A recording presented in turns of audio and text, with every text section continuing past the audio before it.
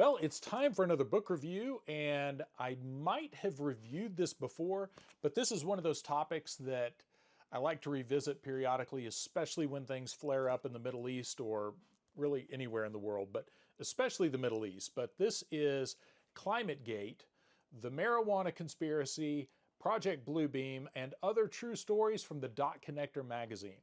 Now, sadly, I never heard of the Dot Connector magazine. I was searching for information on the Project Bluebeam, and that's how I found this book on the Amazon. Like I said, I might have touched on this book before, but like I said, one of you was texting me earlier about this, the topic of Bluebeam, and was asking about books on the subject. So this is for you, and you know who you are. And I have a few other books that talk about Project Bluebeam, but again, thought this was a good time to dig this back out, especially there's been a wave of new subscribers, and some of you may or may not have heard of this. So for starters, this book is more of a compilation of different conspiracy topics and things like that. Some of them pretty good, some of them kind of so-so as things go with these kind of compilation books. But like I said, I mainly got it for the Project Bluebeam section, so that's what we're going to talk about here. So Project Bluebeam, just quick history on this. There was a Canadian researcher in the early 90s. I believe, I hope I'm going to say his name right, Sergei Monast. And he wrote a lot of articles, and he wrote at least a book or two in French. And unfortunately, because I don't speak the French, I can't read his book, and I don't have a copy of it. And I think even if I could read French or get somebody to translate it for me, I don't think it's available. I think it has a listing on Amazon. So if you go on Amazon and search Sergei Monast, you will find his book probably.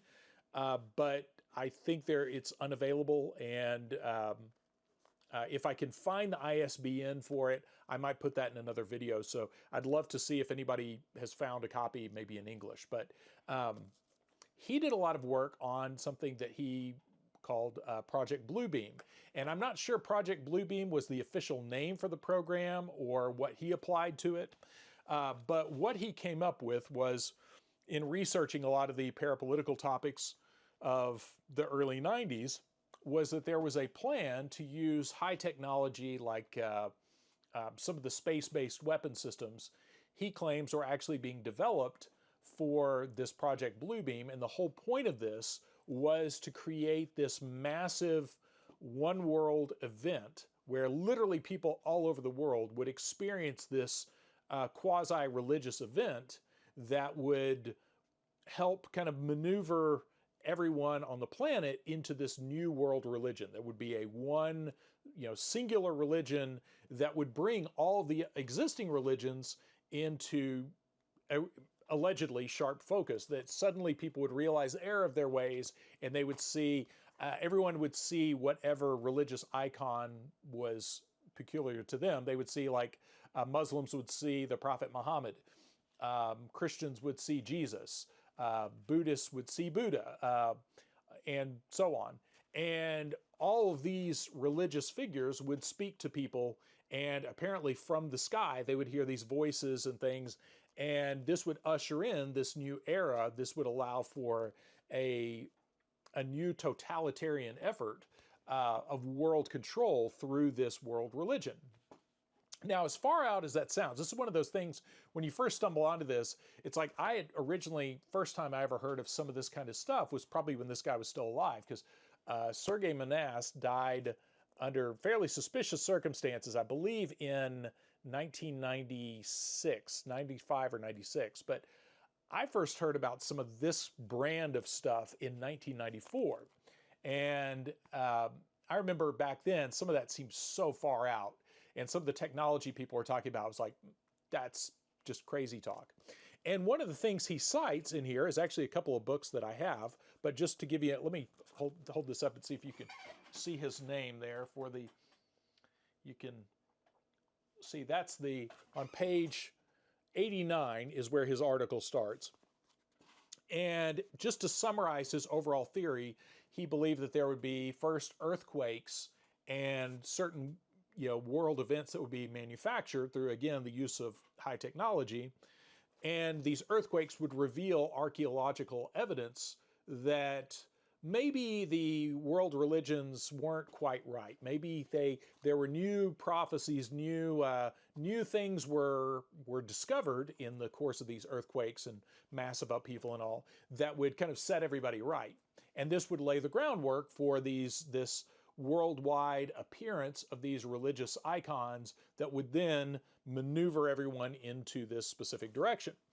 And on page, let's see, this is page 97, he talks about the book. He cites a lot of good stuff, and it's worth getting this book for this article alone. It has some other good articles in it too, but for now I'm going to just stick with this. He talks about The Body Electric by Nobel Prize nominee Robert O. Becker, and I have The Body Electric probably because of this article, but and now he misspells Alan Frey's name, but Alan Frey, he also mentions him, but he's talking about these early experiments and how far back this stuff goes of this tinkering with the human mind, and talking about the body electric. He says, Becker describes a series of experiments conducted in the early 1960s by Alan Frey, where his phenomena was discovered, or was demonstrated, as well as later experiments conducted in 1973 at the Walter Reed Army Institute for Research by Dr. Joseph C. Sharp, who personally underwent tests in which he proved he could hear and understand messages delivered to him in an echo-free isolation chamber via a pulsed microwave audiogram, which is the analog of the world's sound vibration beamed into his brain. Becker then goes on to state, quote, such a device has obvious application for covert operations designed to drive a target crazy with unknown voices or deliver undetectable instructions to a programmed assassin. And he says, now figure out when we hear that voice from the New World Messiah who would be speaking from space to all the sane, he puts sane in with a question mark behind it, sane people of the earth who might give instructions to zealots and religious fanatics, we would see hysteria and social mayhem on a scale never witnessed before on this planet. No police forces in the world, even as a combined front, could deal with the disorder that would follow. And then he also cites microwave auditory effect. I think I've also reviewed that on this channel. I'll see if I can link it in the end screen.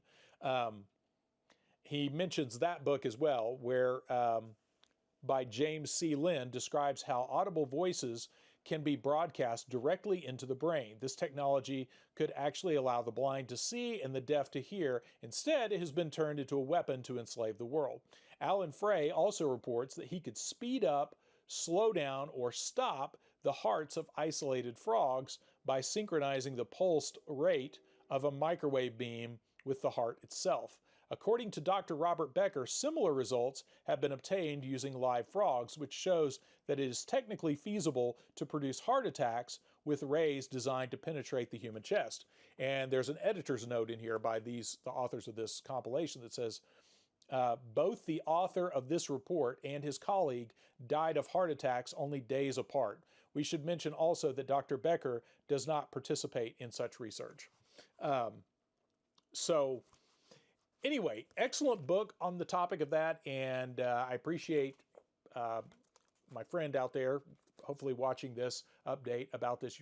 You were asking about Project Bluebeam, so here you go. So I scoured my library for books about Project Bluebeam, and I do have one other book that is just on Project Bluebeam, but I have not read it in its entirety, so I don't want to put that out just yet. But anyway, I think this is a really important thing to know about. This is a very fascinating, very interesting theory that, again, in 1994, when I was hearing about some of that stuff, you know, anytime somebody threw out New World Order, everybody was kind of like, oh, yeah, whatever. And now, in light of a lot of the things that have happened, especially summer of 2020 and a lot of the political upheaval we've seen in this country, it really does make one wonder where exactly a lot of that stuff is headed. And I think our buddy Sergey there does a good point, makes a good point of talking about this is not necessarily when he's talking about police forces wouldn't be able to handle all this. I think it's important to realize this is something that is way bigger than left and right politics, liberal conservative politics, that this is something way bigger than that. And on that note, this is something that I get a lot of questions about, you know, left, or am I left leaning, am I right leaning, or whatever. And hopefully if you've tuned into this channel, you've kind of transcended some of that, because the analogy I use for a lot of that kind of thinking is if you're on a highway and you're standing on the left side of the highway and you look across the highway to the other side, you're going to see another guardrail on the right side. And when you see that, you immediately, your brain goes, that's the opposite side of the road, right? So I'm on the left side, I'm on the opposite side of the right side of the road. And if you're on the right side and you look at the left side, you think that's the opposite side of the road. Now, the civil engineers that put that highway together know those are guardrails that are designed to keep you on that road all going in the same direction. And the same thing goes for the left-right paradigm. The whole idea of having left and right are guardrails to keep you in this certain, I guess what they're calling the Overton window or whatever, but this specific area of thought. And when you start realizing some of these things about the existence of these guardrails, that should motivate us to see bigger than that and kind of see outside of that system. But again, good book on this. And this one, when I got it, this was relatively cheap and easy to get. I don't think this is a hard one to find. So this one is out there. As of this recording, I think relatively easy to get. I am curious about the Dot Connector magazine, if there's any other material out there. But this is, again, ClimateGate, the marijuana conspiracy, Project Bluebeam, and other true stories from the Dot Connector magazine. And this was compiled by Paul Bondarovsky. And I'm terrible with pronouncing some of these names on the fly. I appreciate one of you popped up in the comment section to phonetically help me pronounce a name, and I do appreciate, as an English major, I appreciate that. The copyright on this is from 2010, so there you go. ClimateGate, or yeah, compilation book. And again, I really like these compilation books just because they're easily digestible chunks of information, good for road trips. I have a bunch of these books that I keep handy for long drives so I can study back up on topics, and especially some of the ones that deal with weird locations, so I can dig those out and see if there's anything worth looking at on my trip. So I'll stop there. Thanks for watching, and thanks again to all of you new subscribers. I hope you find the content at least intriguing, if not edifying. So there you go. I'll leave it at that.